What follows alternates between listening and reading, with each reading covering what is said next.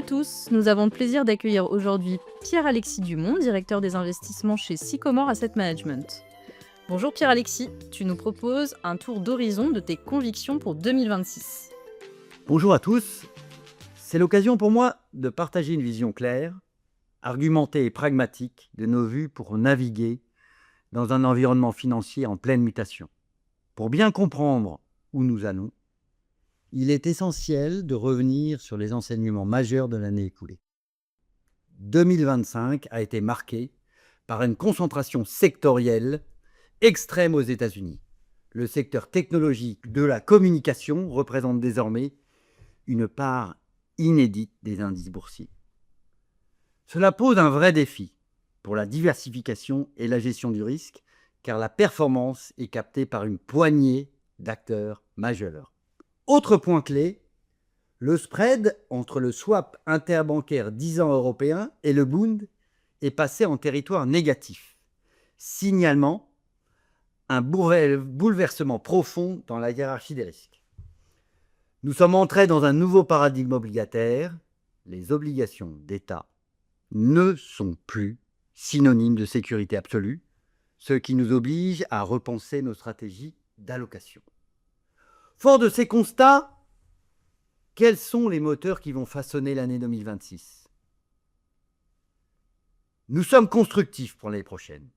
Cela repose sur 3 piliers. 1. Le supercycle de l'IA. L'intelligence artificielle passe du stade exploratoire à une implémentation de masse, générant des investissements records et déjà des effets tangibles sur la croissance. 2. Une croissance mondiale en accélération. Après un point bas fin 2025, la reprise s'annonce, portée par des plans de relance aux États-Unis et en Europe. Et enfin 3. Un assouplissement monétaire. Les banques centrales, notamment la Fed, amorcent un virage plus accommodant, même si la vigilance reste de mise sur l'inflation et l'endettement. Ces 3 moteurs influencent directement le marché des taux et de crédit. Regardons maintenant comment ils se traduisent en opportunités et en points de vigilance. L'ancrage des taux courts par les banques centrales va rester déterminant en 2026, garantissant une certaine stabilité sur le court terme. En revanche, les taux longs seront beaucoup plus sensibles à la prime de risque inflationniste et au niveau des dettes publiques qui restent exceptionnellement élevés.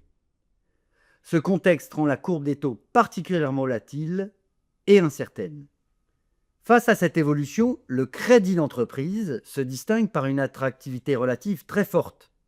Les spreads de crédit se sont certes contractés, mais restent à des niveaux historiquement intéressants. Surtout, les fondamentaux du crédit sont solides. Les entreprises ont accéléré leur désendettement, adoptent des politiques d'investissement prudentes et affichent une bonne capacité à absorber les besoins de financement, notamment ceux liés à l'essor de l'intelligence artificielle. Justement, l'intelligence artificielle est au cœur des transformations actuelles. Voyez comment elle façonne l'investissement et la productivité. L'essor de l'IA ne se limite plus aux seuls investissements massifs des géants technologiques. Pour que l'IA ait un véritable impact sur la croissance et la productivité, il est désormais crucial qu'elle se diffuse largement dans l'économie réelle, au-delà des acteurs historiques. Nous assistons à une nouvelle phase où l'IA s'infiltre dans toutes les strates de l'industrie et des services, transformant en profondeur toute la chaîne de valeur, data center, réseau énergétique, logistique, semi-conducteurs, avec un véritable boom industriel pour ces sociétés. La prochaine étape, c'est aussi l'adoption à grande échelle et l'émergence de nouveaux gagnants, notamment parmi les entreprises capables d'intégrer l'IA dans leurs usages quotidiens et leurs modèles d'affaires. À cet égard, l'Europe se distingue particulièrement.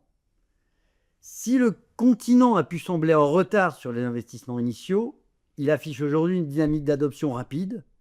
14% des entreprises de plus de 10 salariés utilisent déjà l'IA, contre seulement 8% aux États-Unis. Cela place l'Europe dans une position favorable pour tirer parti des gains de productivité à venir, à condition d'accompagner cette mutation et d'identifier les acteurs qui sauront transformer l'essai. C'est cette diffusion de l'IA au service de l'économie réelle qui sera le véritable moteur de performance dans les années à venir. Il serait néanmoins risqué de concentrer l'ensemble de son portefeuille sur cette seule thématique. En effet, l'histoire des marchés montre que les cycles technologiques, aussi puissants soient-ils, peuvent connaître des phases de volatilité ou de déception.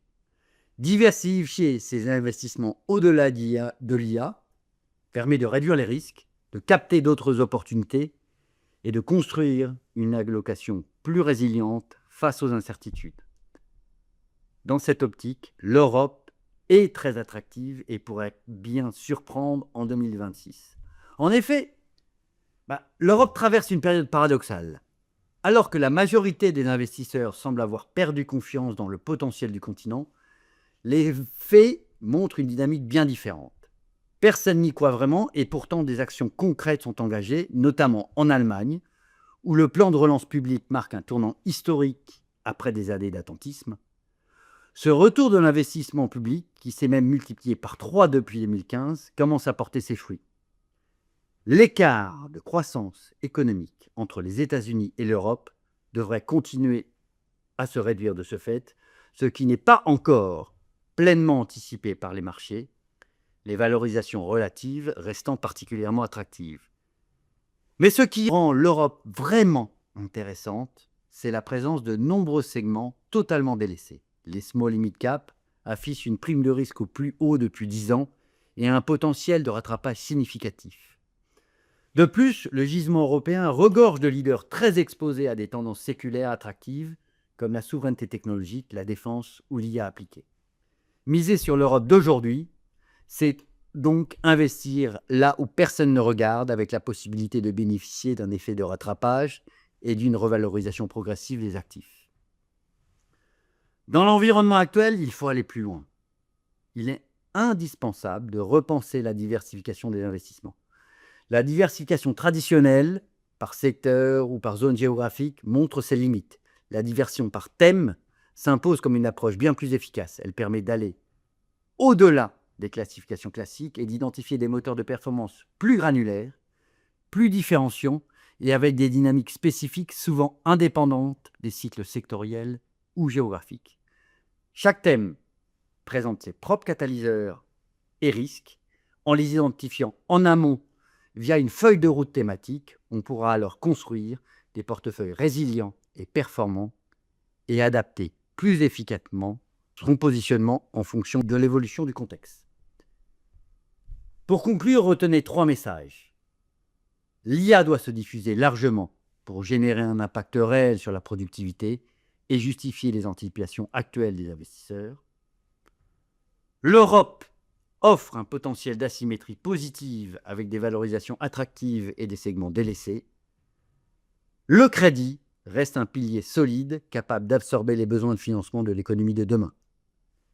Merci pour votre écoute et à très bientôt.